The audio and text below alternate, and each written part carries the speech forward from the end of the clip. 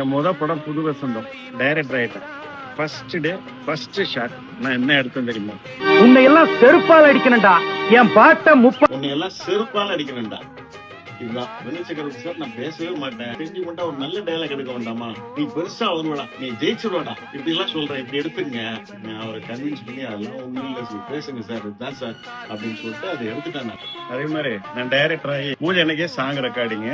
S A Rajkumar ready take rolling அப்படின்றாரு. Power cut டேக்குன்னு சொல்லும் போது பவர் கட் ஆயிடுச்சு அப்படின்னு சொல்லும் போது நான் ரொம்ப அப்செட் ஆயிட்டேன். இன்ஜினியர் சொன்னாரு, சார் இது best sentiment sir, Ilaiyaraaja sir கூட இப்படிதான் ஆச்சு. அன்னைக்கிளியில அவர் டேக் ரோலிங் போது பவர் கட் ஆயிடுச்சு, படம் சூப்பர் ஹிட், அவரும் பெரிய ஆளா வந்தாரு. அவர் சொன்ன மாதிரியே புது வசந்த படமும் ஹிட் ஆயிடுச்சு. அதே மாதிரி பெரும்புலியா போட்டு சாங் ரெக்கார்டிங் பவர் கட் படம் ஊட்டுச்சு. இதுல இருந்து என்ன தெரியுது? சினிமாவுக்கும் சென்டிமெண்ட்டுக்கும் சம்பந்தமே இல்லை. என் படம் புது வசந்தம். டைரக்டர் ஆயிட்டேன். First day first